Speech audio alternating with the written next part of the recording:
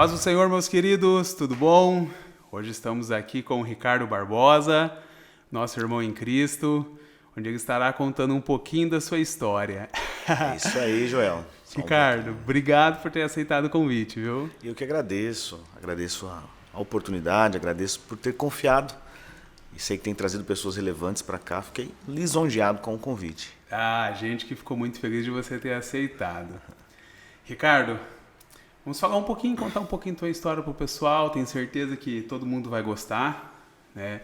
Assim como a gente teve várias histórias diferentes, emocionantes, né? Histórias aí que realmente a gente acha que as coisas só acontecem com a gente, né? Tenho certeza que o pessoal vai gostar muito aí da sua história de vida.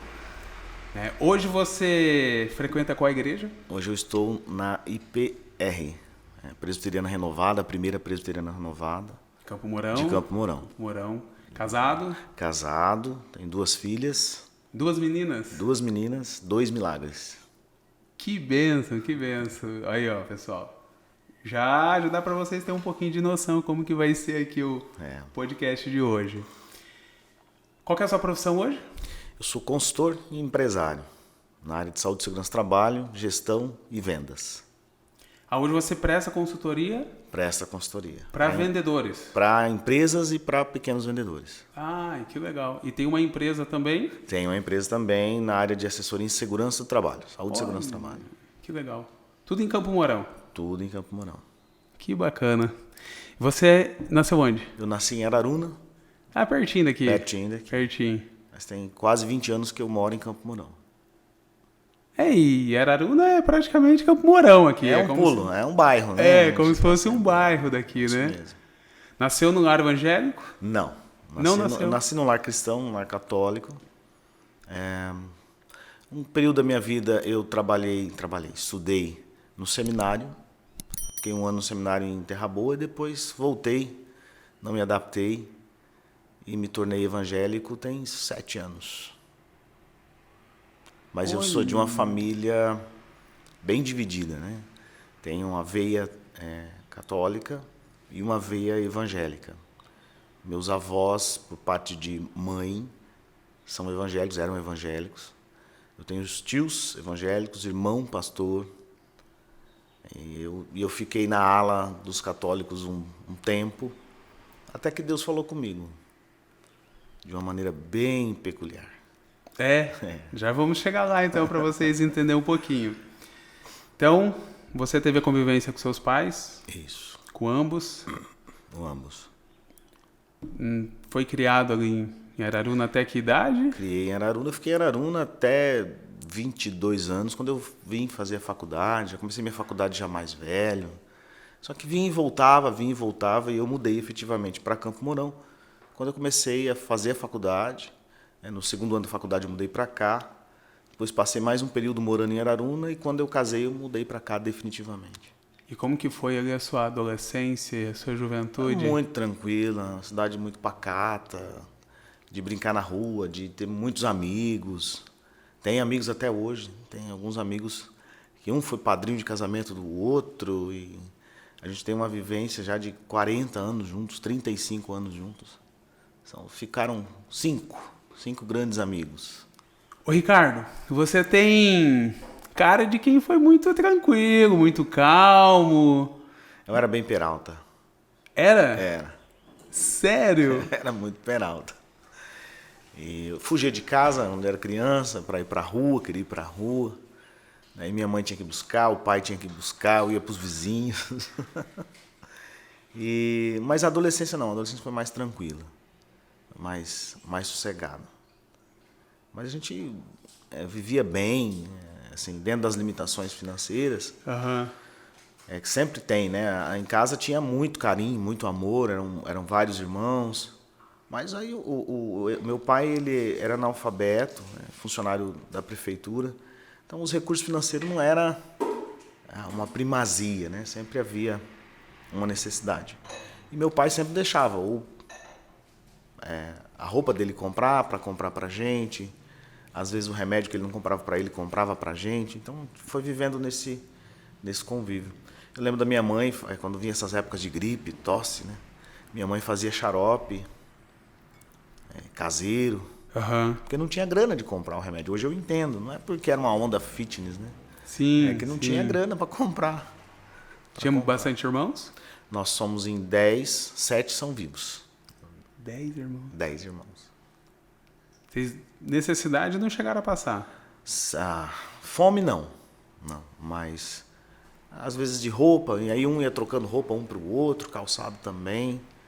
Fome não me recordo de um período de passar necessidade de fome, mas assim, o recurso era bem escasso. Era bem escasso. E você veio embora para cá para estudar?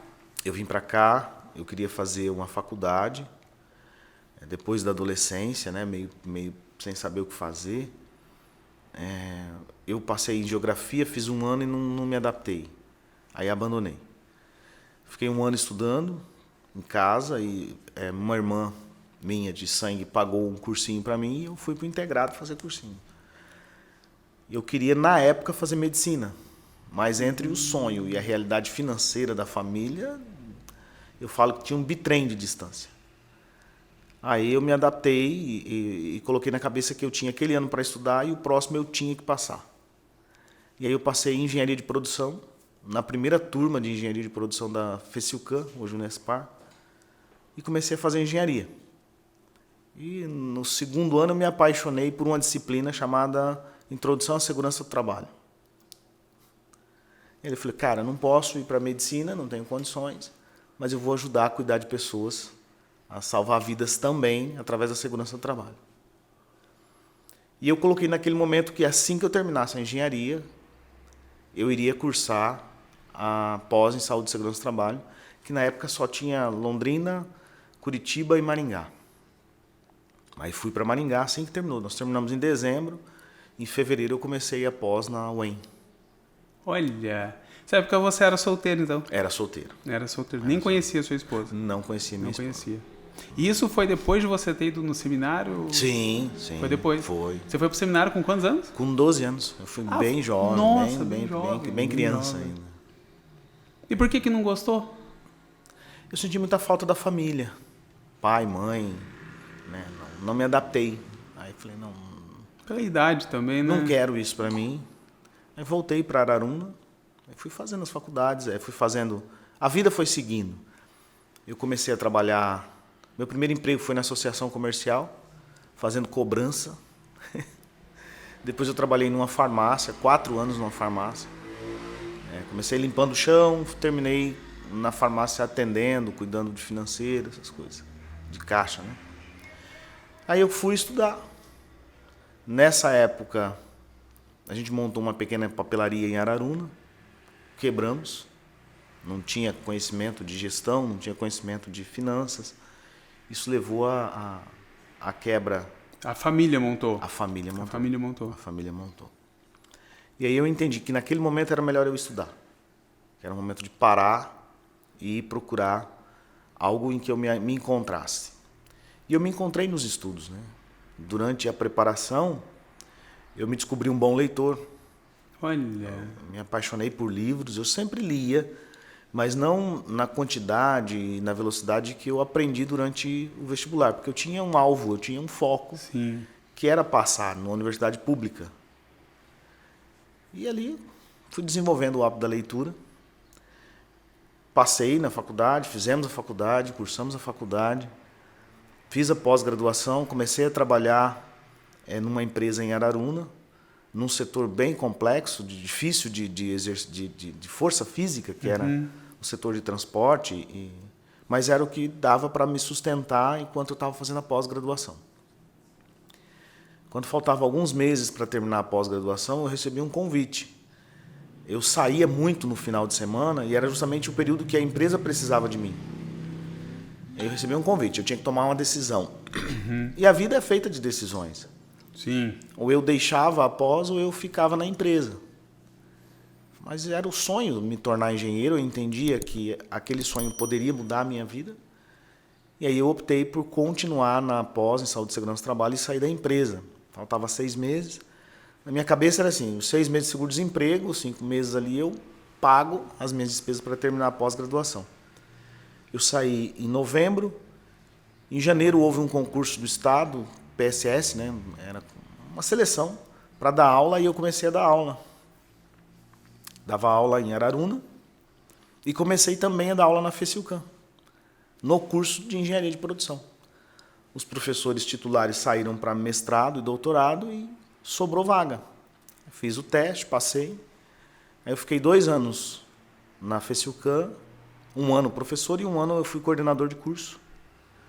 De lá eu fui para o PSS. No PSS eu conheci minha esposa foi minha aluna no 3º ano. Olha! Isso você já estava com quantos anos? Eu já tinha me formado, eu deveria estar com uns 26 anos, 28 anos, mais ou menos. Aí eu passei num concurso do Estado, comecei como professor titular no Colégio Agrícola. A professora Rita Cardelli descobriu que tinha um engenheiro de segurança concursado no Estado e me pegou para coordenar o curso de Segurança do Trabalho, técnico de Segurança do Trabalho do Rondon. Pediu a transferência. Em 6 meses, mais ou menos, de concursado, 1 ano de concurso já, eu estava dando aula na primeira turma do técnico de segurança do Marechal Rondon. Olha. E responsável pela coordenação. Aí eu fiz naquela época eu já tinha montado a primeira empresa de segurança do trabalho, junto com o Lázaro Valim, que faleceu, né, quase 4 anos atrás. E as coisas começaram a dar certo, aos poucos, né?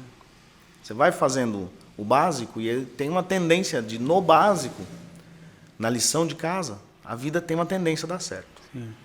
E deu muito certo. A empresa deu muito certo. Chegou um momento que eu tive que decidir de novo. Eu ficava no Estado dando aula ou eu ficava na empresa. Não estava dando para conciliar os dois em função do fluxo de trabalho.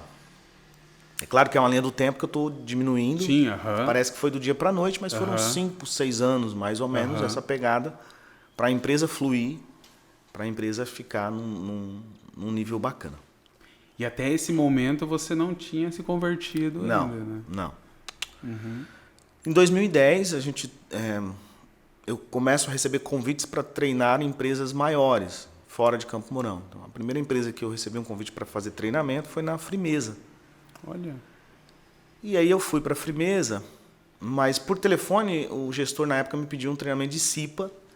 E ele falou assim, mas eu não quero treinamento convencional. Esse negócio, você vir aqui para ler a norma, eu não quero, porque isso eu já tenho.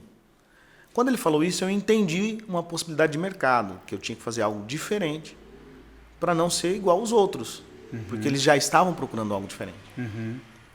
Como começar? Eu perguntei para um psicólogo, amigo meu, se ele não podia dar umas dicas de dinâmica, para levar dinâmicas para os treinamentos de CIPA. Ele passou alguma coisa para mim, falou assim, a receitinha de bolo é você não deixar o pessoal dormir, é você trazer para a linguagem deles. Falei, isso eu já sei que a gente já faz na sala de aula, 7 anos dando aula, então isso eu me garanto. Dominar o conteúdo, isso eu dominava. E aí eu comecei a trazer para a vivência deles. Eu fiz o primeiro treinamento de CIPA e eu nem lembro, né? Na época eu lembro que eu combinei por telefone que eu iria, mas não combinei preço. Era muita emoção. Cara, trabalhando numa grande empresa. Quando a gente terminou de ministrar o treinamento, ele falou assim, só que tem um detalhe, você vai receber via Sescope, eu não sabia o que era, fui descobrir, tive que fazer um cadastro da empresa. Só que quando veio o pagamento de 2 dias e meio era equivalente a 1 mês de trabalho meu no Estado. Então, aquela decisão minha de sair do Estado, falei, se eu conseguir um desses por mês, está tranquilo. Sim. E aí eu tomei a decisão de sair do concurso. Então, eu pedi exoneração. Minha chefe na época falou, não vou te dar exoneração. Você está louco, é um concurso. Eu vou te afastar. E a hora que você tem até 3 anos. Se em 3 anos você voltar sem remuneração, a vaga é sua, continua sendo sua. E eu não voltei mais. Olha. Da Frimeza eu fui para a Cevale, da Cevale Copacol a de Maringá, e aí eu fui rodando as cooperativas. Eu trabalhei muito para as cooperativas, muito. E a empresa continuou em franco crescimento. Em 2010, nessa transição, esse meu amigo que é psicólogo, ele falou assim, por que você não faz coach? Eu falei, o que é coach? E eu entrei na internet e comecei a procurar o que era coach. 2010. E aí eu mandei um e-mail para a Sociedade Brasileira de Coach. E a Sociedade Brasileira de Coach me telefonou, mas assim bateu na caixa de mensagem deles, eles já ligaram para mim. Eu falei, cara, o que é isso? Que atendimento é esse? Mas estava esperando já você mandar o e-mail. E aí ela fez uma propaganda muito bacana, falou sobre valores, e naquela época o treinamento de coach era 80 horas, eram quinta, sexta, sábado, domingo, passava-se 15 dias, quinta, sexta, sábado, domingo a formação. E era R$ 7.800. Nossa. Era muito dinheiro, mais hospedagem, mais viagem. É mais para 2010, né? Mas eu pensei, se vai agregar na minha carreira, é um investimento. Eu preciso dessas ferramentas para alavancar ainda mais a minha carreira. E a menina no telefone terminou com uma frase que para mim foi a frase matadora. Ela, não esqueça nunca mais, ela terminou assim: quando você vai tomar a decisão que vai mudar a sua vida para melhor? Que ficou na minha mente, né? Já estava trabalhando a persuasão, não sabia. E eu falei, tá, então divide para mim. Não, a gente faz no boleto, no cartão, no talão de cheque, fica tranquilo. Eu fui e fiz em 10 vezes. Aí eu me encantei, né? Cheguei num lugar, num hotel lindo em São Paulo, maravilhoso, ambiente de treinamento, que você já deve ter vivido. 180 pessoas. Conheci empresários que até hoje eu tenho amizade com eles. Aquele ambiente me levou, falei, nossa, é isso que eu quero para a minha vida. Mas entre aquele ambiente e a realidade aqui, tinha muita diferença. Então, o que eu fui fazendo? Eu fui colocando as ferramentas do coach nos treinamentos de saúde, segurança e trabalho, principalmente no Discipa. E chegar ao ponto de, em um ano, fazer 25, 30 treinamentos. Olha. Fora de Campo Mourão. Então, a empresa deu um boom. Eu saí um pouco da empresa nesse momento e ficou o Lázaro. E aí precisou de equipe, a empresa foi crescendo, a gente foi para as licitações.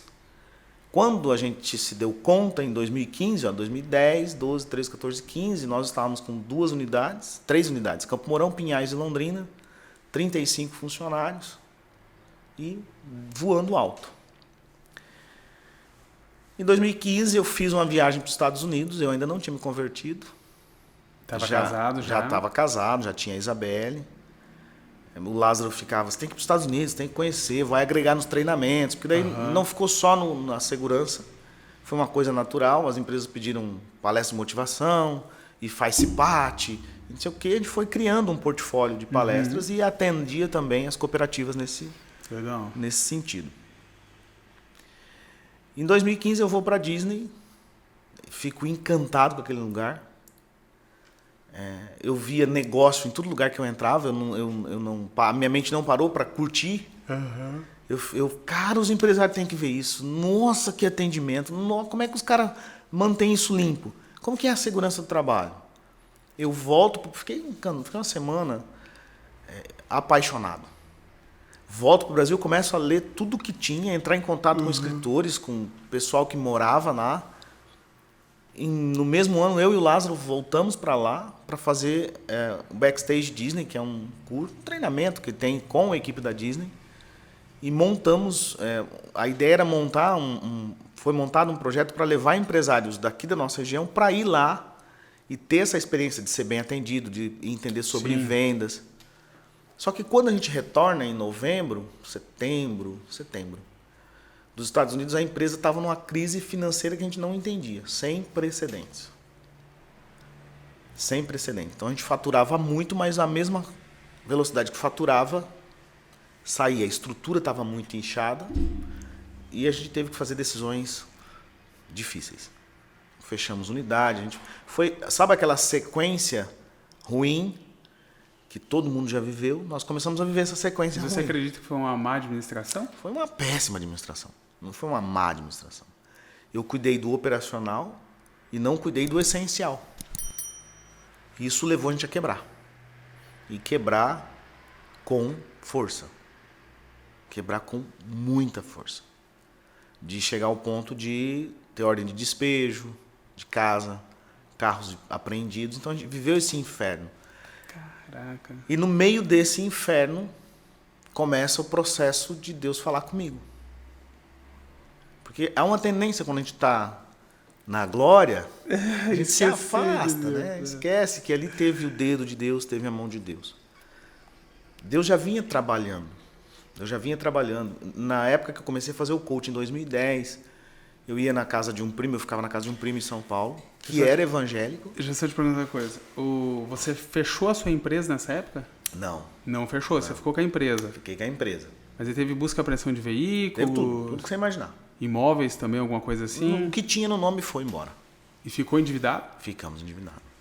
Muito endividados. Tá, legal. Não, só pro... Teve tudo, sabe? Má administração, escolha de pessoas erradas para auxiliar, pessoas que usaram, abusaram, para não dizer outras palavras, né? Roubaram? Não vou afirmar isso porque Sim. envolve pessoas que são conhecidas, mas assim, houve escolha de pessoas erradas para funções erradas, Entendi. que não sabiam fazer o que foram contratadas para fazer.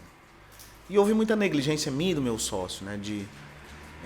Eu gosto de um autor americano chamado Jim Collins, ele tem uma trilogia, né? Porque gigantes quebram, feitas para durar e feitas para vencer, é um estudo. E eu comecei a ler esse estudo e ir identificando a minha empresa, né? E o empresário, quando entra numa sucessão de coisas ruins, ele tem a tendência, principalmente o pequeno empresário, a buscar uma bala de prata, que nos Estados Unidos é o que mata lobisomem, né? Mas não existe bala de prata. E é isso que o Jim Collins falava. Então, quanto mais eu estudava sobre isso, mais eu via as coisas erradas que estavam acontecendo na minha empresa, mas faltava coragem para tomar decisões. Porque eu pensava muito no financeiro. Cara, eu vou ter que mandar o Joel embora. Quanto vai custar? O que o Joel vai fazer com a vida dele? Ele trabalhava num outro lugar, agora não trabalha mais. Ele tem uma família, como é que ele vai sustentar essa família dele? Então, eu comecei a pegar dores para mim que não eram só minhas. Bom, a empresa quebrou. Nesse inteirinho, em 2010, Deus já estava trabalhando. Eu ia para fazer o coaching em São Paulo e eu ficava na casa de um primo meu, que era evangélico da Assembleia de Deus. E toda quinta-feira ele fazia um culto na casa dele, uma célula, na casa dele. E era coincidência o dia que eu chegava. E em uma das vezes, um pastor que nunca me conhecia, foi a primeira vez que eu recebi uma profecia. O pastor falou tudo o que estava acontecendo na minha empresa. Para nós é coincidência, a gente sabe que é Deus, né? Na época eu falava assim, que mundo estranho, que mundo louco isso. E eu conversava com o meu sócio, falei, Lázaro, o cara falou isso, ele, tem que cuidar, porque tem muita profetada. Mas o que ele falou? Ele falava assim, ó, Deus está mexendo, Deus vai mexer e você vai ter que suportar. É um processo, foi a primeira. Daí ele falou assim, fala o nome dos teus funcionários. O fulano, o Beltrano. Quando eu falei um nome específico, ele falou assim para mim, manda embora, manda embora, manda embora. Deus está mandando te dizer, manda embora. Tem o migrador e o devorador. Eu não entendia nada dessa linguagem.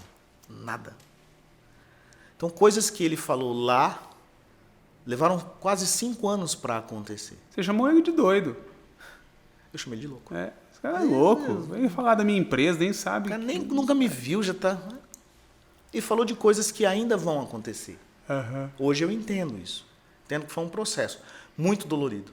Nós levamos 2 anos para entender que estávamos definitivamente quebrados. Nós fizemos de tudo para salvar, mas todas as ações que a gente fazia eram erradas.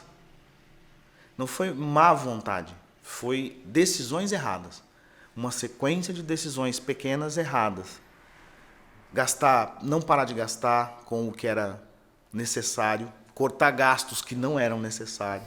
Foi uma série de sequências de decisões. Buscar alguém para resolver o problema, quando o problema tinha que ter sido eu e o meu sócio, pôr a mão na massa e falar assim, não, a decisão é nossa, a empresa é nossa, nós vamos fazer isso. Mas você pensou tipo assim, não, eu dou consultoria, como que eu não vou conseguir resolver isso? Você pensou alguma coisa assim?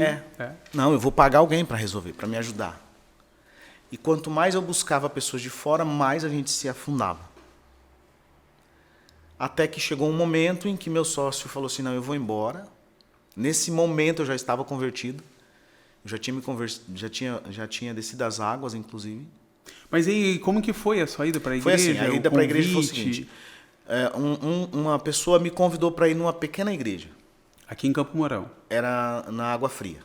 Tá. Na Água Fria. Vamos. E na época essa pessoa, ele trabalhava numa empresa que eu prestava consultoria. Eu falei para minha esposa, Dani, vamos, porque senão vai ficar chato. Cara, vamos lá, eu falei para minha esposa. Então, vamos para Seguir Prato, Sarda. E lá, Joel, lá eu ouvi Deus falar comigo. Porque eu vinha num momento ainda de ápice. A gente não estava quebrado ainda. E Deus falou assim, muito nítido para mim.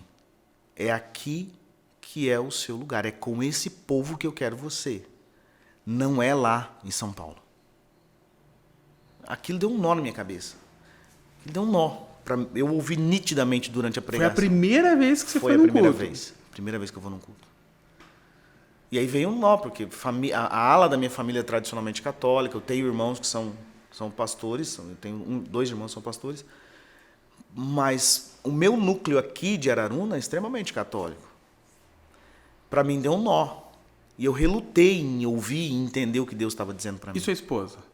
Minha esposa é católica. Mas ela foi, gostou? Foi. Minha esposa sempre foi parceira. Legal. Sempre foi parceira. E aí eu comecei a frequentar. Mais. Os problemas se afunilaram. E chegou um momento que eu falei assim, Deus, eu não aguento mais. Eu preciso te ouvir. Eu quero te ouvir. Comprei uma Bíblia King James e comecei a estudar. E escrever o que Deus falava para mim. Sozinho? Sozinho. Eu não quero ouvir pastor, eu não quero ouvir padre, eu quero te ouvir. E não voltou para a igreja, ou voltou? Não, eu continuei na igreja, frequentando. fui frequentando a igreja, mas eu queria ouvir Deus. E isso você já tinha as 2 filhas? Não, tinha a minha pequena, a minha maior hoje, né? A Isabelle. E a gente foi crescendo com a Isabelle nesse ambiente. Né? Nesse ambiente. Minha esposa não tinha batizado ainda. Ela dizia assim, eu já sou batizada. Eu já tenho um batismo. E eu entendi que o Espírito Santo ia trabalhar com ela. Bom, a empresa quebrou, meu sócio decidiu ir embora para os Estados Unidos. Assim, você fica e eu vou embora. Eu falei, cara, não tem opção, a gente tem compromissos para honrar. Tem credores, tem funcionário, tem banco. Eu não tenho força, ele falava. Eu preciso ir e de lá eu vou mandando o dinheiro para cá. Mas ele foi e 3 meses depois ele foi diagnosticado com um tumor invasivo no intestino e teve que vir embora. 6 meses de vida. Com 5 meses e 15 dias ele faleceu. Nossa. 27 de março de 2019. Eu já estava na igreja. Eu vivi um período, 6 anos na igreja, de muita turbulência. Turbulência financeira e muito milagre. Milagre, Joel. Milagre. Nasceu a minha segunda filha. O nascimento dela foi um milagre. Qual foi o primeiro milagre que você teve? O primeiro entendimento que eu observei que foi milagre de Deus foi com o nascimento da primeira filha, mas a história é longa, a gente vai deixar para um outro momento. Mas o com muita intensidade foi o da segunda menina. A minha esposa fica grávida, a gente decidiu que ia ter uma segunda menina, mesmo no meio da turbulência financeira, turbulência, um inferno astral, como se diz, o pessoal que não crê, né? A gente foi vivendo isso e aí a minha esposa fica grávida com um tempo de gestação. A gente descobre que a gravidez não estava tão legal assim. Que ela tinha cordão umbilical único e não chegava nutrientes suficientes para ela se desenvolver. E meio que, de certa forma, foi dada uma opção para a gente. Né? Interrompe. E eu pensei, cara, eu ouvi de um Deus que fez o povo atravessar o mar a pé enxuto. Eu ouvi de um Deus que curou o cego, o coxo, que curou a mulher do fluxo de sangue.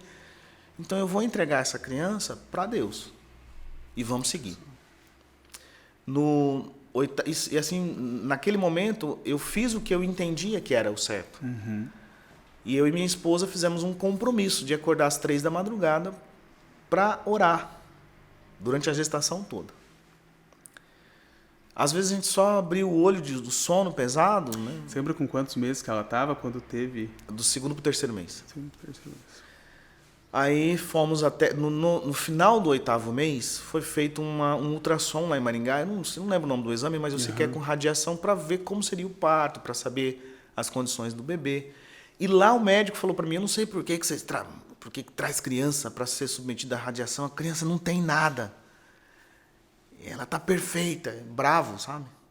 Mas eu entendi o que eu tinha ido buscar lá. O meu primeiro milagre eu busquei lá. Aí foi mais tranquilo o final da gestação. porque foi muito tenso, né? Muito tenso. Quando chegou o dia do parto, dia 17 de junho, a minha esposa falou assim, você podia assistir o parto. Eu pensei, não vou assistir não. E ao mesmo tempo veio na minha cabeça, se for o último desejo da minha esposa e eu não vou cumprir, então eu vou entrar. E estava tudo muito normal, né? O doutor Laércio fazendo a recepção, a doutora Cláudia fazendo a cirurgia. Só que quando a doutora Cláudia ainda brincava, né? Palestrante, se cair aqui vendo a esposa, eu vou pôr no Facebook. Eu vou pôr nas mídias. Não vou cair não. E aí quando a neném nasceu, ela não chorou. O Apgar foi 2. Ela estava roxa, cianótica, a gente não sabe o porquê. E o Dr. Laércio levou 12 minutos para trazer ela de volta. Nossa, 12 minutos. 12 minutos. E nesses 12 minutos eu tive uma briga muito grande com Deus. Eu falei, o senhor está de brincadeira? Gente, 12 minutos é muito tempo. E quando ela voltar, eu aprendi isso em anatomia, lá na UEM. A partir do 5º minuto, os danos neurológicos é irreversível. Eu comecei, eu não estou preparado para isso. Eu estava mais preocupado comigo do que com a neném. No meu orgulho, no meu egoísmo. Após 12 minutos, ela chorou bem de leve. E o doutor falou, eu preciso levar ela vai para a UCI, vai ficar em observação, e a gente vai ver como vai ser a evolução dela. E eu fui visitar ela, ela estava toda entubada, né? Ela não tinha força para respirar. E eu só sabia entregar a Deus. Ao mesmo tempo que eu questionava que não ia dar certo, vinha uma paz no meu coração. Não vai dar. Deus vai te entregar a promessa completa. Deus vai te entregar o presente completo. Esse questionamento com Deus você tinha, então, e muito? Muito. Eu questionava por que eu tinha quebrado, por que tinha sido comigo. Eu não entendia por que eu tinha vivido o auge financeiro e, de repente, estava mendigando o pão. Um cara que tem faculdade, que tinha feito mestrado, que tinha feito um monte de coisa, não abria. As portas não abriam. Eu entregava currículo para dar aula, ninguém contratava. Eu fiz PSS de novo, um cara que já tinha sido concursado. Eu fiquei em último lugar, eu não entendia aquilo. Nossa. Pessoas com bem menos experiências ficavam em último lugar. E eu recebi uma palavra. Veio uma vez um pastor, ele falou assim, Deus está mandando te dizer que o teu lugar é sala de aula. Eu falei, então vamos para a sala de aula, vamos entregar currículo. Ninguém abria. Ninguém. Tá precisando de um tutor para um curso de engenharia nessas universidades à distância. O salário acho que era R$900. Eu falei, vou lá. Não, teu currículo é legal. Não chamava. Aí eu comecei a entender, pera lá, se não está abrindo, será que isso é real? Será que foi mesma profecia de alguém, vinda de Deus ou vinda do homem? Eu comecei a fazer esses questionamentos. Muito questionamento. Ia para a palavra. E Deus sempre dizia, eu vou te honrar, mas é no meu tempo, é no meu jeito, é no meu modo. Minha menina nasce, tem toda essa emoção do parto. Aí ela passa a noite na UCI, 6 da manhã, a enfermeira bate na porta e fala assim... E quando ela bate na porta e coloca a cara na porta, eu perguntei para ela, morreu? Ela falou assim, não. Das 3 horas da manhã para cá, ela evoluiu tanto que eu vim buscar a roupinha para trazer para o quarto. Aí ela pega a roupa da neném, traz a neném para o quarto, e o Dr. Laércio vem trazer, me entrega a neném, e eu falei assim, como é que ela tá? Normal, uma criança até aqui, ela evoluiu muito bem, e ela é uma criança normal, agora está normal. Eu falei assim, e os danos? Eu não sei. Nós vamos fazer uma série de exames para verificar. Para resumir a conversa, foi a única noite que minha menina não dormiu bem. As outras noites ela dorme super bem. Durante o dia é extremamente ligada no 380. Não teve nenhum dano neurológico. Ela não teve lesão, não teve nada. Nada. Isso é para provar que é Deus, né? Porque 12 minutos. 12 minutos. Foi um tempo assim... Bom... Já é impressionante de voltar, né? De voltar. E ainda sem lesão, sem nada. E eu comecei a falar, Deus, então eu quero viver os seus milagres. E a gente tem que tomar muito cuidado com o que pede a Deus, né? E Deus começou a me provar em milagres. Então eu precisava de um leite para ela, para dar suplemento, que eu não tinha grana. Deus levantou uma pessoa lá em Cianorte que mandava 2 latas de leite toda semana para mim. Deus levantou um dia eu embalando a Lívia. Pai, eu não tenho amanhã o que comer. Era uma sexta para sábado. E eu me quebrantei, eu chorei naquele momento. Ricardo, você chegou no fundo do poço mesmo. Não tinha. Eu saí um dia para comprar pão, eu tinha 40 centavos. Eu saía às vezes com o carro, eu ficava com medo da gasolina não dar de chegar nos lugares. E aí eu vivi isso,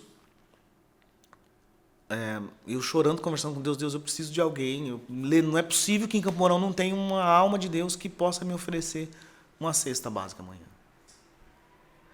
As pessoas não sabiam em volta. Só para lembrar, isso foi em 2016, 17, 18. E aí, isso foi na sexta. No sábado de manhã meu telefone toca. O que você está fazendo? Uma pessoa, né? Eu falei, estou em casa. Você não quer vir aqui no Mufato? Eu preciso falar com você. Eu falei, eu vou. Espera um pouquinho, porque eu estava com medo de não dar a gasolina.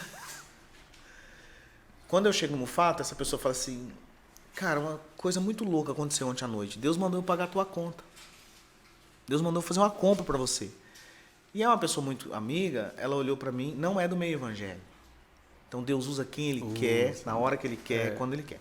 E essa pessoa falou assim, pega esse carrinho aqui e faz uma compra. E soltou um palavrão. Ô seu filho da... Nós somos amigos, por que você não me falou? E não sei o quê, deu aquela bronca em mim. Eu falei assim, cara, é muito complexo para um pai de família chegar nessa situação.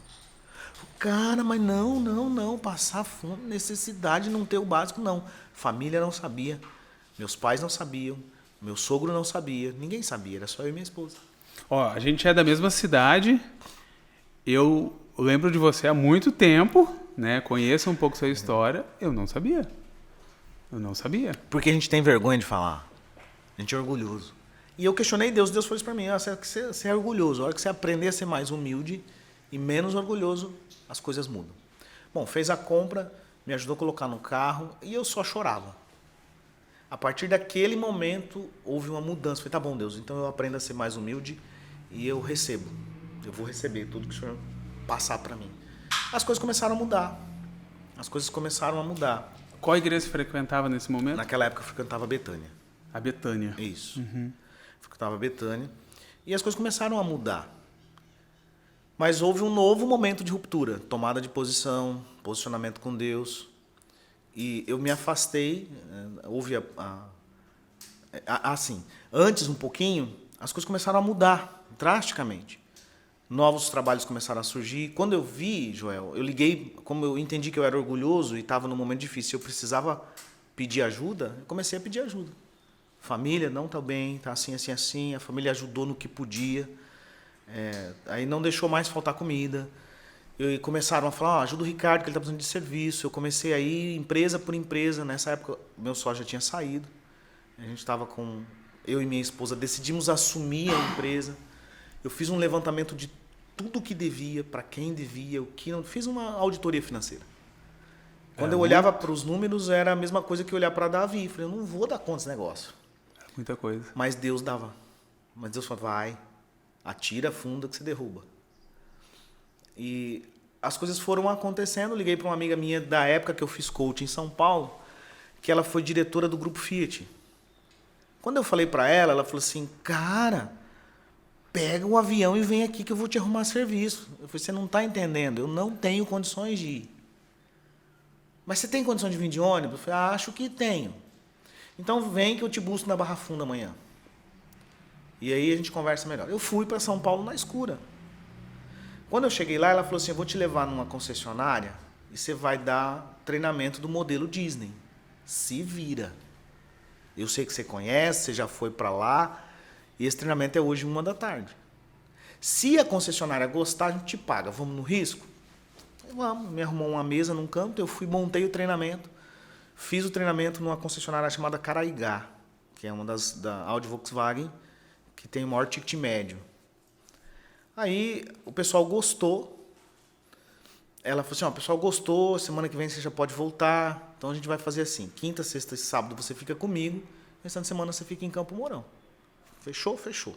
Quando tiver treinamento fora, eu te mando para fora e a gente vai meio a meio. Eu falei, beleza, meio a meio. Ela pegou o cheque e colocou no meu bolso. E ela não era evangélica? Ela é. E aí, muito bem relacionada com esse mundo de automóveis, de fábrica. O marido dela, inclusive, é um dos diretores de vendas na Fiat. Aham.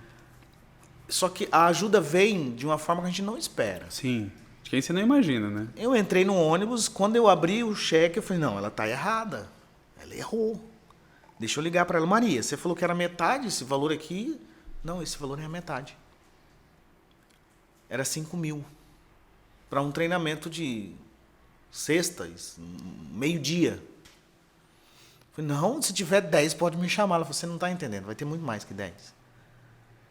E nesse interim, a gente organizou a empresa para voltar para o Sescope. Então a minha agenda ficou cheia. 2019 e uma boa parte de 2020, eu não parava em Campo Mourão. E ao mesmo tempo, a segurança do trabalho continua a crescer. Foi crescendo. Fui para Manaus, dar treinamento para Fiat, tudo na área de vendas e atendimento. Falei, cara, então eu preciso me especializar nisso. Conheci o Flávio Augusto pela internet, cliquei na bio dele e estava tendo um sorteio lá para quem quisesse ter uma mentoria com o Flávio Augusto. Uhum. Ele ia escolher 500 no Brasil. Eu mandei o vídeo, gravei o vídeo, mandei e ele escolheu eu. Que legal. Aí a gente começou a ter um processo para vender o WhatsApp. Eu falei, mas eu não quero vender o WhatsApp, eu quero aprender as técnicas de vendas. Com o Flávio Augusto, onde que você consegue isso?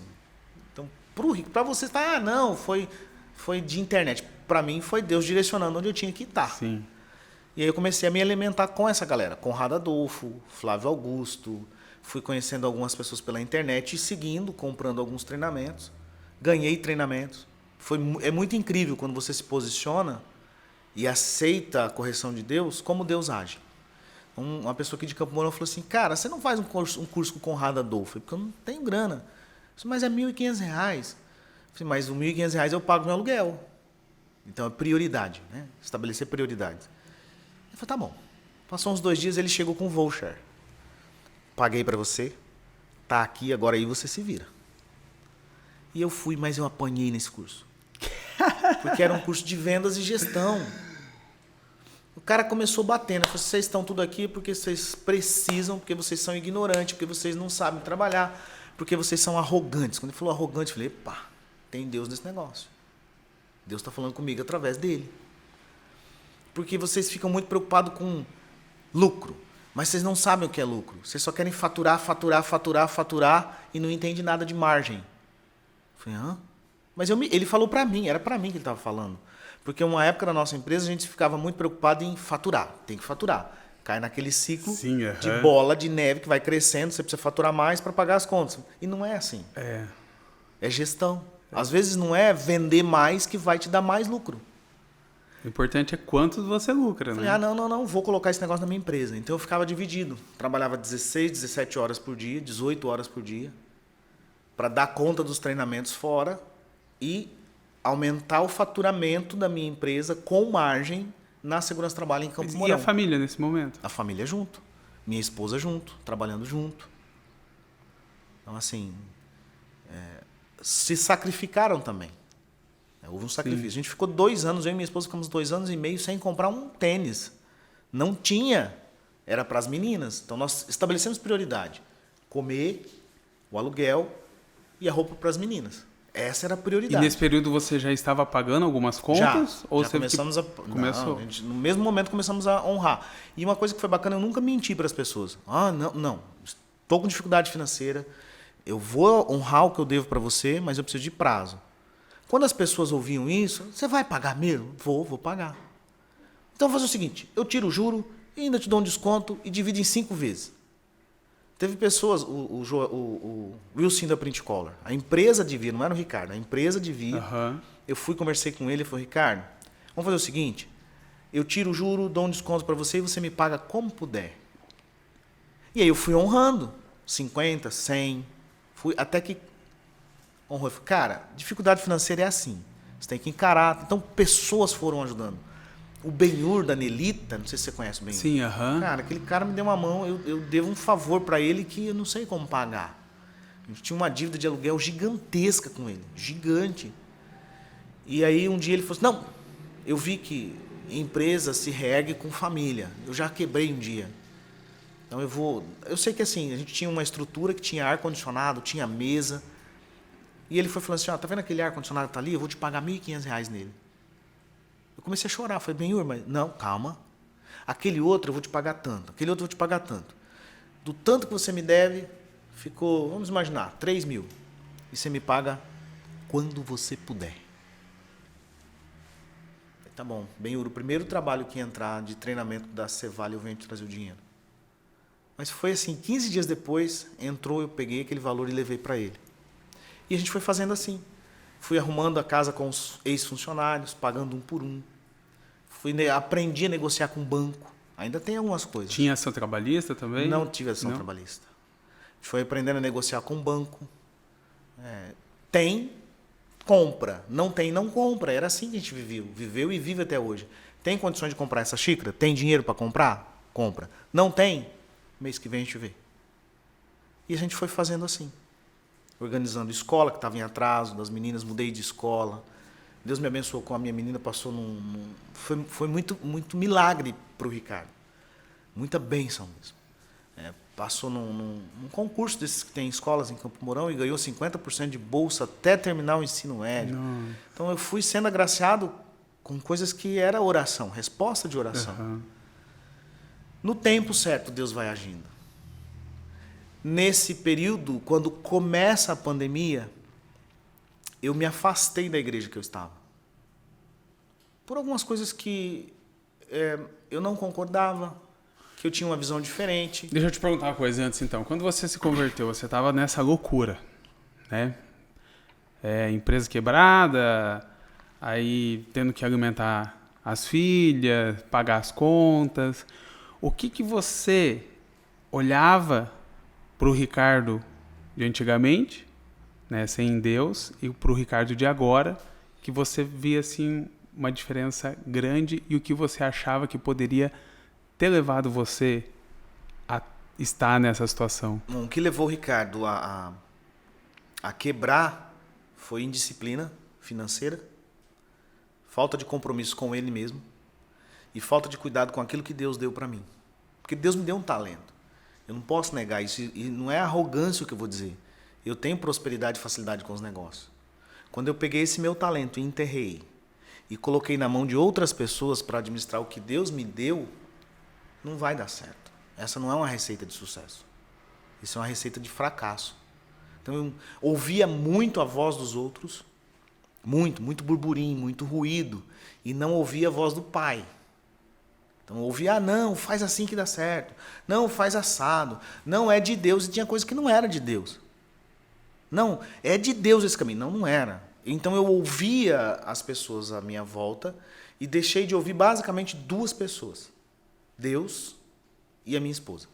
E como que você era como marido? Cara, eu sempre fui um marido tranquilo. Eu penso que sou, né, um marido tranquilo. Pai? Mas eu não era ouvinte. Então eu tomava decisão, pai amoroso. Eu coloco minhas filhas na cacunda até hoje, brinco. Eu sempre entendi que o pai dá destino para uma criança. E eu entendi o meu papel enquanto pai. Mas faltava comunicação na minha casa. Faltava ouvir a minha esposa. Eu acreditava que minha esposa não tinha visão de negócios, então eu não dava atenção para ela. Uhum. Eu ouvi muitas vezes, Joel, as pessoas falavam assim, tua esposa não tem maturidade para cuidar do financeiro de uma empresa. Porque na época da dificuldade eu pensei assim, cara, a gente é uma família. Então para que eu vou pagar um financeiro se eu posso de repente trazer a minha esposa para fazer? Uhum. Quando eu falava isso, algumas pessoas que ajudavam na gestão falavam assim, não, ela não tem maturidade para trabalhar no financeiro. Hoje eu entendo que era para defender o grupo que estava na minha empresa e não para defender a empresa. Porque quem me ajudou a reconstruir, quem é meu braço direito, quem olha com a visão financeira, quem me segura, quem é meu freio de mão ou quem é meu acelerador, é a minha esposa. Ela chega na empresa naquele momento de reconstrução, teve vários episódios, mas ela olha uma pilha de notinhas para receber e ela questiona assim, por que não cobrou isso aqui? Aí a pessoa que era financeira fala, foi ligado, mas não sei o quê. Ela olha para mim e fala assim, posso tentar? Vai em frente, minha esposa. Ela recebeu 5 mil, eu nunca esqueço disso, recebeu 5 mil do que consideravam ser perdido. Para mim, aquilo foi o melhor sinal. Eu falei, não. Toda decisão financeira agora passa pela minha esposa. Só do posso tentar? Exatamente. Ela né? quis fazer algo diferente, porque era o que nós tínhamos. E hoje ela cuida, junto comigo, do meu financeiro e da empresa do Dr. Alexei.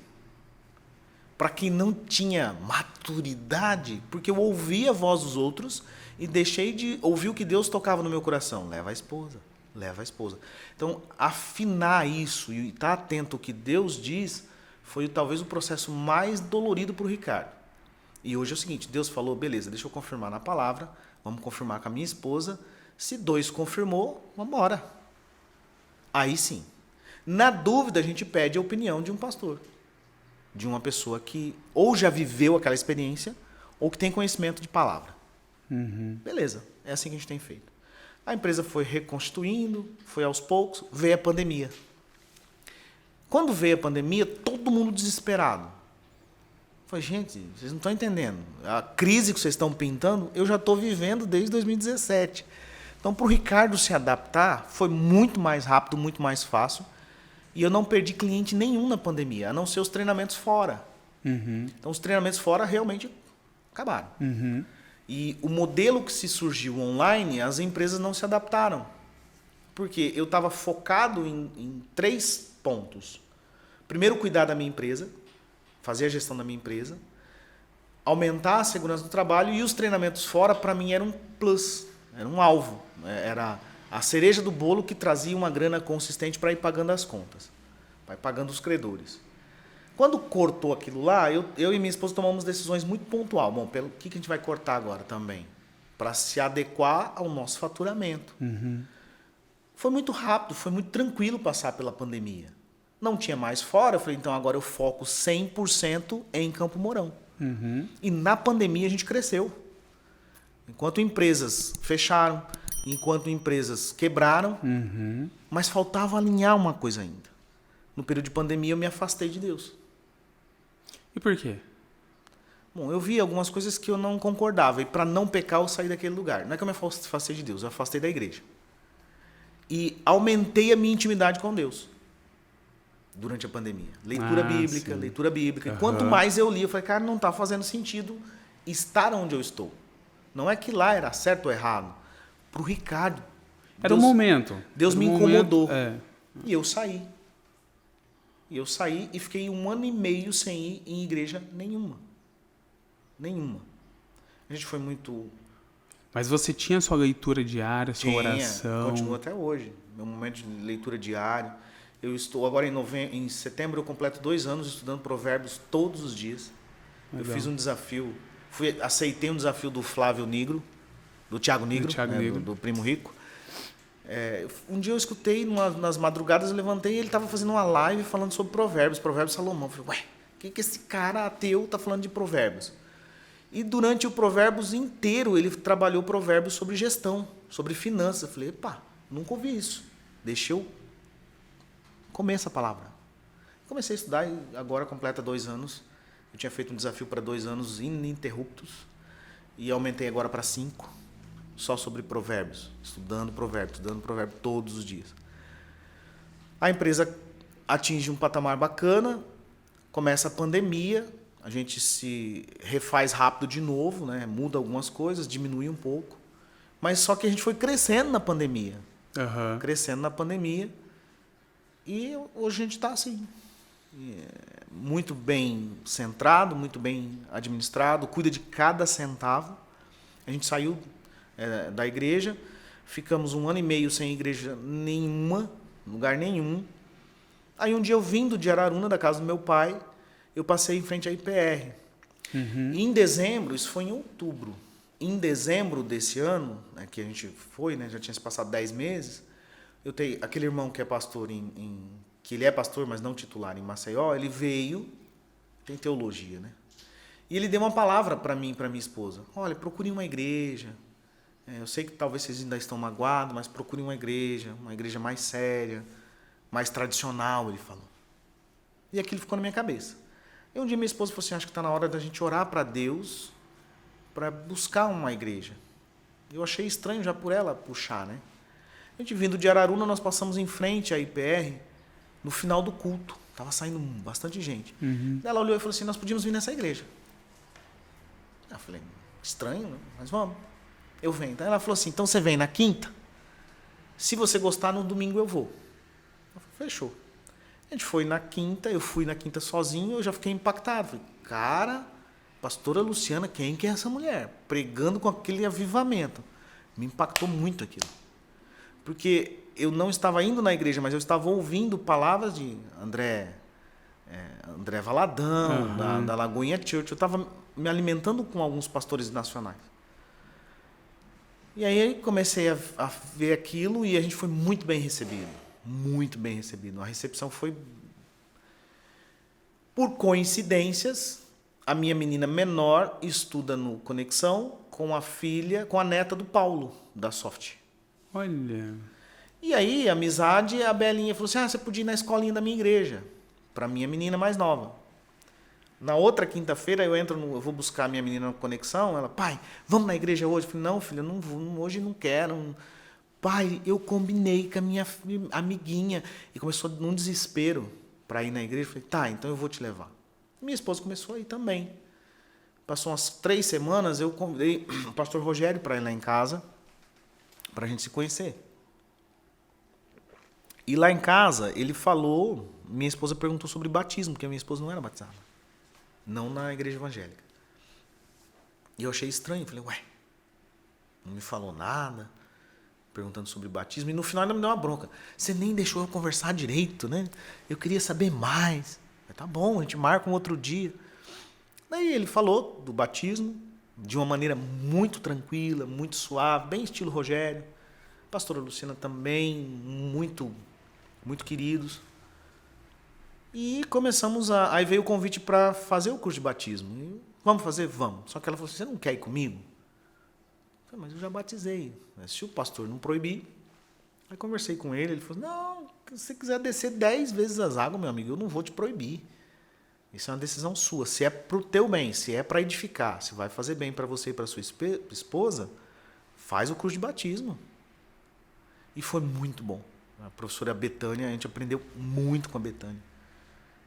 A esposa do Valquimar.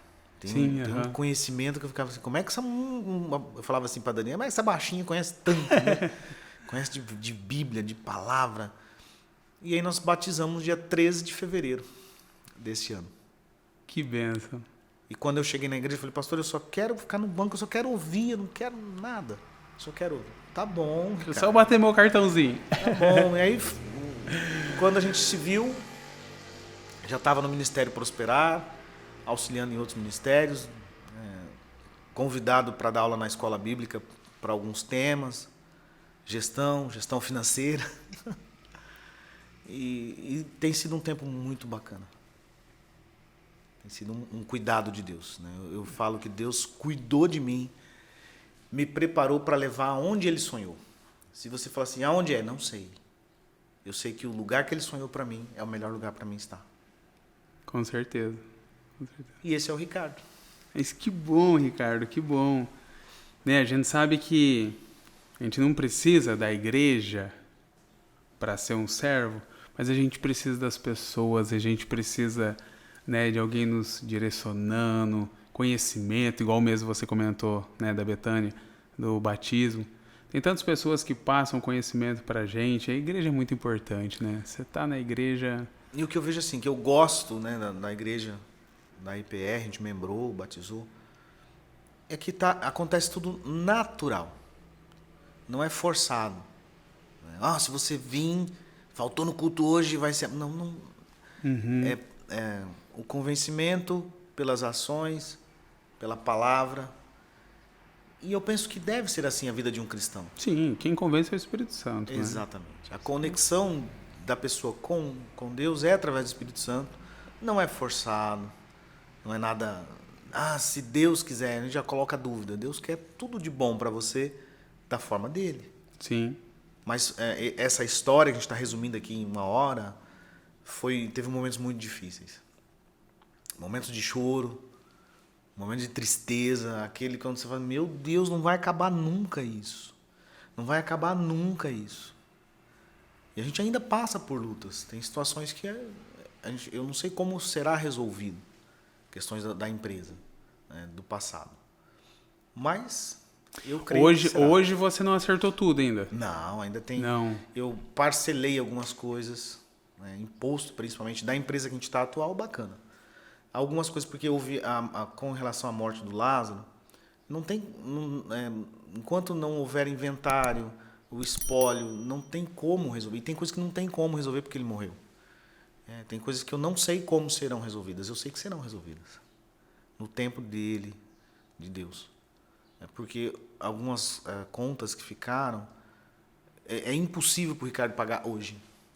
A gente não está dizendo que não vai pagar, ou que não está negociando, que não está brigando. Né? Uhum. Mas hoje, da forma como... banco, principalmente banco. Né? Como o banco quer, não tem, é inviável. Não tem como, hoje não. Então a gente entra na justiça, faz valer desse direito também, para questionar, para negociar. Então hoje, Ricardo, você tem duas empresas, que é a antiga e a nova. Ela não está nova no seu nome. A nova está. Ela está no seu nome. No A antiga nome. não era no seu nome. A antiga era no meu nome. Então as duas estão no Estão no seu meu nome. Uma está ativa, a outra não. Entendi. Uma está ativa, a outra não. E isso te dificulta muito em relação a banco? Dificulta. Dificulta sim. E aí eu aprendi também a trabalhar. Eu não preciso de banco. Não é arrogância isso. Eu tive que me adaptar. Era a minha realidade. Então não tem crédito? Não. Compra como? No dinheiro. Não é nem que você não precisava, você não tinha nem opção de usar Não, um banco, a opção, né? que eu tenho até então é compra à vista. Isso me restringiu muitas coisas, mas ao mesmo tempo me mostrou que o sistema financeiro nosso, ele judia se a pessoa não sabe trabalhar com ele. Sim. Os juros são muito altos. Muito. Teve uma situação pontual que eu posso falar. Uma dívida que o Banco do Itaú era a dívida inicial 2.000, nós tínhamos pago 1.200, mas daí o banco vai cobrando. Depois de 4 anos, essa dívida estava em 75 mil. Nossa, e a dívida era de quantos? Era a dívida inicial 2.200. 2.200. Eu já tinha pago 1.000 e pouquinho. Mas juros sobre juros, vai virando uma bola de neve. Eu entendia, mas eu não conseguia assumir porque eles dividiam para mim 72 mil em não sei quantas vezes para pagar. Não é que eu não conseguia pagar, eu não achava justo pagar tudo aquilo de juro. Uhum. Até que veio no ano passado, mais ou menos em maio do ano passado, veio um desconto 99,5%. Eu pagava só 0,5% e ainda tirava os juros. Quanto fica? R$ 464. Aí eu falei, então paga, né? Pode fazer o boleto. E na época minha esposa, amor, será que não é golpe? Aí eu peguei o boleto, fui no banco, porque foi por telefone. Fui no banco, a menina falou, não, a gente está numa semana de campanha. E realmente é isso mesmo. Então, entender que tem o tempo e que é possível. Mas ninguém fala isso, ninguém ensina isso. As pessoas que passam por dificuldade têm vergonha de falar, eu passei, eu estou passando. E eu fui vendo também um propósito de Deus em tudo isso. Tem coisas que a gente quitou com 2,5%. Então a dívida era R$100, a gente pagar com 25. Com R$2,50. Entender disso me deu esperança. Me deu esperança e falei, tá bom, Deus, então vamos lá, vai me ajudando. Mas é trabalhar. Você ficar sentadinho esperando as coisas acontecerem. Ricardo, você se achava melhor que as outras pessoas? Por um período, talvez sim. Né? Pela facilidade que eu tenho de leitura, pela facilidade que eu tenho de entender as coisas, eu creio que quando a arrogância entrou no meu coração, e é o princípio da queda, porque é muito complexo quando você dá certo e você não entende que é Deus que está te abençoando ou que aquilo pode ter sido sorte, você sofreu o que a gente chama de síndrome de Midas, né? Tudo que põe a mão vira ouro. E nós vivemos um momento assim. Tudo que na empresa nós fazíamos dava certo. Ia para uma licitação, dava certo. Fazia uma proposta para uma empresa, dava certo. Isso é muito perigoso. A gente tem que tomar muito cuidado para entender se é uma vontade de Deus, se é o processo de Deus, se foi sorte, se é o mercado. E ouvir muito, ficar muito atento. Então, nesse processo de reconstrução, eu aprendi a ouvir pessoas, mas as pessoas certas. Como que eu vou conversar com o Joel sobre dificuldade financeira se o Joel nunca passou por dificuldade financeira? por mais que ele seja um mestre em finanças, existem situações emocionais que o lado financeiro traz que só quem passa sabe disso. E quando você está em dificuldade financeira, há uma tendência de você cair num círculo vicioso de acreditar que você não vai conseguir. Quantas vezes eu escutei, Joel? Até esses dias uma pessoa falou assim, é impossível você pagar isso. Aí no meu coração, na hora eu repreendo, você não conhece o Deus que eu sirvo. Impossível para Deus não existe, eu sou um filho. Existe uma diferença entre ser um filho. Então eu ouvi muito, ih, vai embora. Ixi, tua esposa vai deixar você. Então a gente foi ouvindo aí, trava. Então eu posso escolher, eu não posso decidir o que o Joel vai falar. Mas eu posso escolher se eu vou ouvir você ou não. Sim. Então escolher quem me falava as coisas, isso eu fiz. Em um determinado momento. E aí a gente começa, quando eu disse, né, no início, se você fizer o simples, o básico, a vida tende a dar certo. O simples certo, o básico certo. Vou fazer um consórcio, tem que escolher alguém que saiba me falar quais são as melhores opções, melhores taxas. Então, é o simples? É, mas eu preciso escolher o certo. Aqui, ó. Alvo, consórcio. Meu irmão, e em relação ao seu casamento, nesse momento, vocês realmente se uniram ou chegou o momento ali de vocês... Na crise nós nos unimos. Um pouco antes da crise houve uma pressão. Não dá. A gente, teve muitos detalhes que talvez não é legal contar. Mas na época da crise, porque assim, é muito gostoso ter sociedade quando está tudo dando certo. Sim. Quando começa a dar errado, se não houve desvios de princípios. E minha esposa enxergava isso há muito tempo. E ela falava, então chegou num momento que ela falou assim, cara, estou vendo que vai chegar um momento que você vai ter que escolher entre empresa, entre sociedade e casamento, porque do jeito que está, não dá. Aqui está faltando grana para ir no mercado, mas na outra parte tem coisa errada, e eu não queria ver. Entendi. Eu não queria enxergar que pessoas que eu confiei talvez não estavam sendo da forma como eu imaginava. Entendi. Quando eu falei, tá bom, vou te ouvir. E aí eu comecei a prestar mais atenção no negócio. E aí eu sou engenheiro, comecei a fazer conta básica. Para não estar batendo os números, realmente o que a minha esposa fala faz sentido. Não está batendo. Quando eu me posicionei, aí vem a importância de você se posicionar, mas não é com arrogância. Quando eu fiz alguns questionamentos, foi devolvido com ataque. Ah, mas você não confia em mim? Eu falei, não é questão de não confiar, é questão de conferir. E eu aprendi que em empresa, lá com o Conrado Adolfo, não é questão de confiança, é de conferência. Financeiro não é confiar cegamente. Sim. É conferir com os olhos abertos. E o que é certo é certo. Não tem porquê. Se é uma sociedade, por quê? Se é R$50 para cada um, por que uma parte pega 60? Não está certo. Por que um tem que trabalhar mais que o outro? Se isso não está acordado, se o acordo era todo mundo trabalha igual, então por que essas divergências? Mas isso eu fui vendo Deus me posicionando para que o Ricardo soubesse confrontar as pessoas. Porque eu tinha medo de confronto. Eu tinha medo do que iam pensar, do que iam falar. Medo, bobo. E olha que eu tinha feito processo de coach. Então, a teoria é muito legal. Mas na prática... E eu cheguei a um ponto de ficar tão chato com relação a confronto que as pessoas hoje confundem, né? Cara, mas você é muito chato. Eu falei, não, eu vou te confrontar mesmo. Na empresa, falando. Por que você não fez isso? Por que você não fez aquilo? Sim. Por que você não fez exatamente o que eu falei? Cara, volta e faz o que eu falei. Mas por quê? Porque vai dar certo. Então, o confronto ele é importante na empresa, na sociedade, no casamento, na igreja. Confronto é diferente de afronta. Afronta, eu coloco você em exposição para te humilhar. Confrontar, não. Ô, Joel, é isso mesmo?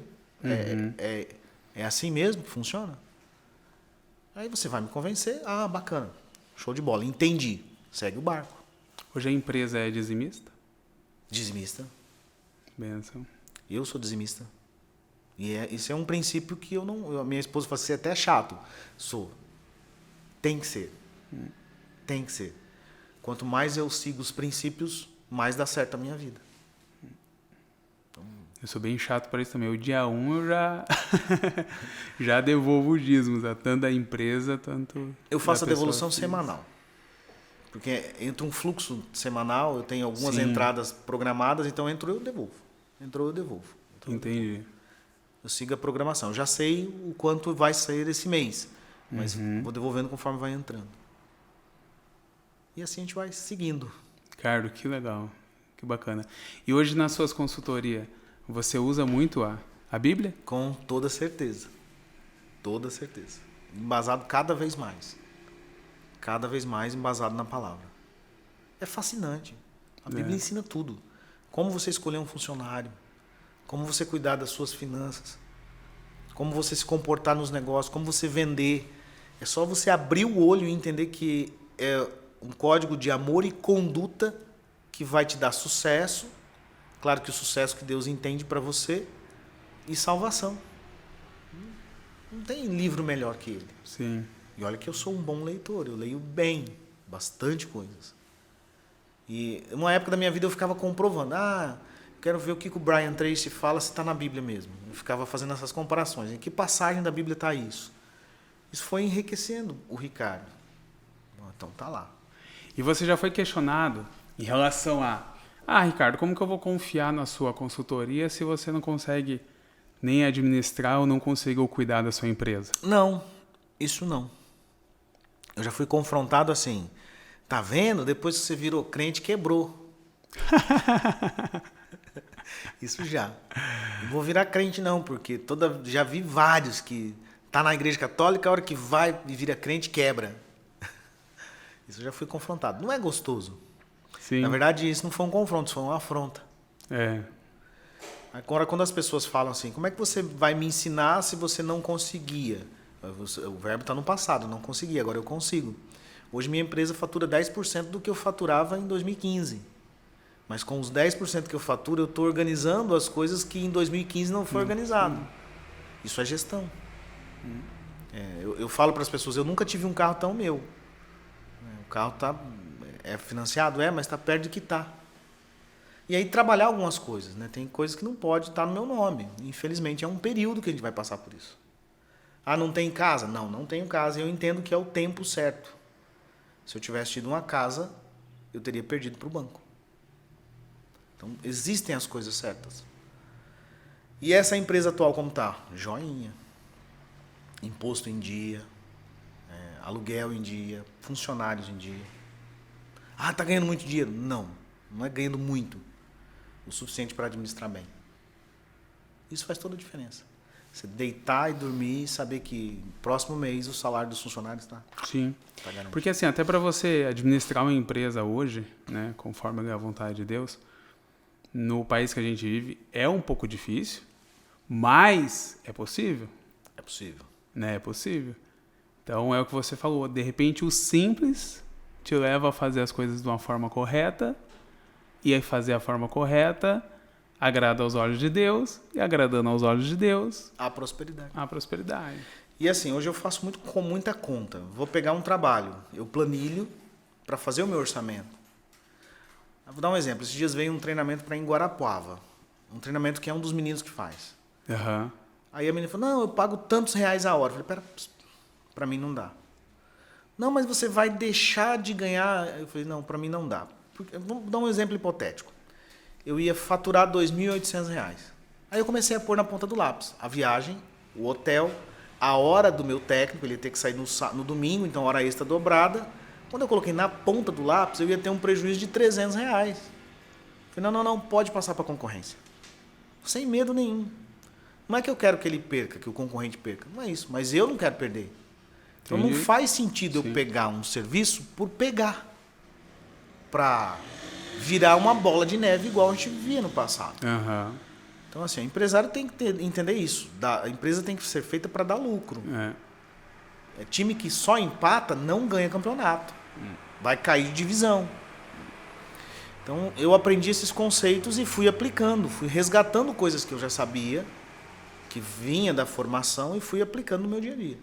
Planilha, controla centavo, Pensa antes de gastar. Sim, sim. Dá para fazer uma viagem. Fazia 6 anos que eu não viajava com a minha esposa. A gente passou sexta, sábado, domingo em Curitiba. Foi um tempo muito gostoso. Essa viagem foi planejada há 6 anos. Mas você foi só em Curitiba e a minha vontade era de estar em Jurerê, mas não dá. Minha vontade era de voltar para os Estados Unidos. Dá? Não. Então não vou. E foi um tempo muito bacana, muito gostoso. Que legal. Então, é entender das suas finanças, entenda do seu dinheiro. E não dê um passo maior. A gente já ouve isso o tempo inteiro. O dia que eu vim fazer um consórcio com o Joel, você pode ter certeza que eu já planilhei que eu tenho condições de honrar. Senão, não vou entrar num barco furado. Não é que o consórcio é furado, mas eu vou perder dinheiro. Começar, não vou conseguir honrar, vou ter que deixar o grupo, vai perder dinheiro, vai deixar dinheiro na mesa. E o meu dinheiro vale mais na minha mão. Com certeza. Isso a gente vai aprendendo. Legal. Deixa eu te fazer uma pergunta para a gente finalizar, então, que já está chegando o nosso tempo. Em relação à igreja, né, quando você se afastou, você ficou quase um ano e meio, né, longe da igreja. Quais foram os motivos, assim, que você se afastou?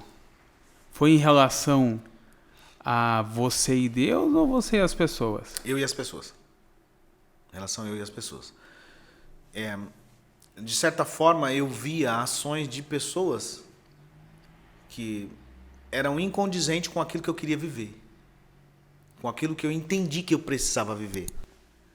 E como eu disse para você que eu fiquei chato, eu fui ficando chato com tudo. Com organização, com finanças principalmente.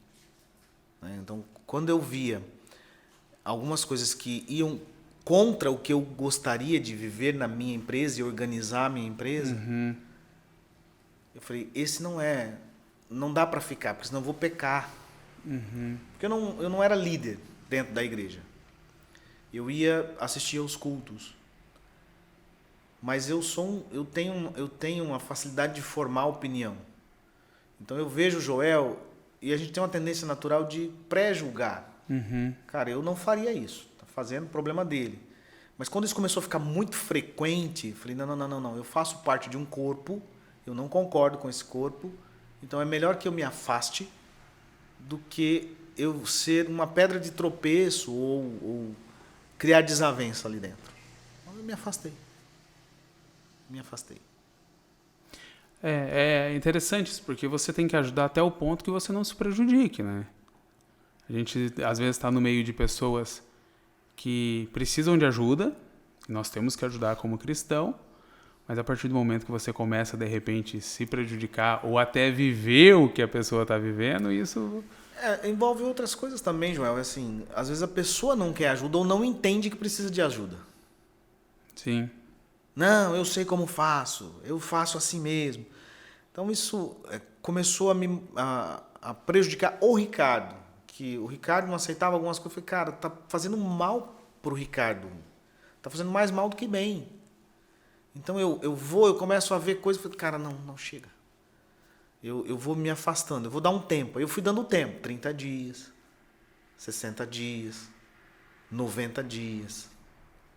Quando eu vi, tinha 1 ano e meio. Cara, é tempo, né? Bastante tempo. É tempo.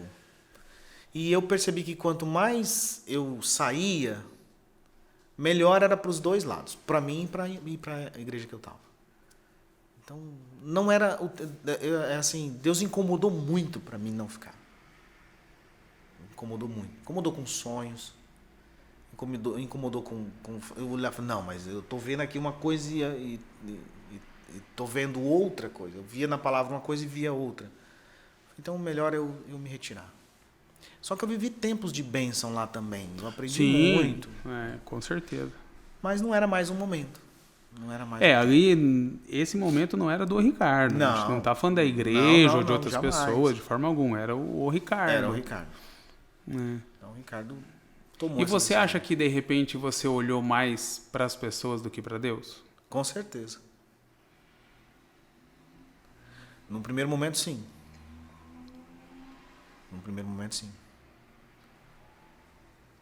E foi engraçado, porque ao mesmo tempo que eu olhava para as pessoas, eu ia para o confronto com a palavra.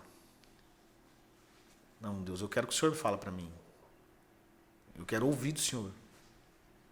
E Deus falava comigo o tempo inteiro e fala até hoje. Eu escuto Deus falar comigo numa música que passa numa rádio. Opa! Tem recado de Deus aqui para mim. Mas isso é quando você se dispõe a ouvir. Você abre a sua mente, Sim. abre os seus ouvidos, abre a sua visão. Você vai ver Deus falando com você o tempo inteiro. Eu não preciso necessariamente ser o Joel que vai falar comigo. Deus vai falar comigo. Não. Você tem essa liberdade de pegar a palavra e estudar a palavra. Cara, não estou entendendo. Vai no histórico, vai no Google, pesquisa, escuta outros pastores falando sobre aquela palavra e de repente, então é isso. Entendi, Deus. Estou entendendo. Quanto mais eu fazia isso, mais o processo de Deus falar comigo e eu ouvir Deus se acelerou, se aprofundou. E tem sido assim. E tem sido assim o tempo todo. Aprender a questionar. Mas será mesmo? Deus falou isso para mim ou foi na emoção? Porque a gente sempre... Eu sou estudioso das emoções, da persuasão. Emoção, desejo, a emoção domina. Isso confunde muito a gente. Confunde, né? O desejo. E às vezes você acaba sendo manipulado. Né? Então, para não ter isso e nem manipular ninguém, eu saí. Ricardo, obrigado novamente. Eu que agradeço. Por ter aceitado o convite. Né? Parabéns aí pela sua história. Que Deus continue aí te capacitando. Amém. Que você possa acertar o que tem que acertar da sua antiga empresa e que a sua nova empresa possa prosperar. Amém. Lógico, com todos os princípios de Deus, né? Tua empresa, tua casa, você como marido, como pai, né? Como líder, como companheiro, como membro, e que você possa ser abençoado por Deus e que em breve a gente possa fazer um novo podcast, você contando as maravilhas que Deus continuou fazendo na sua vida. Eu creio e eu volto. Amém, amém. Ricardão, obrigado, meu irmão. Eu que agradeço, Joel. Fica com Deus, abraço. viu? Vocês Pessoal, também. abraço. Tchau, tchau.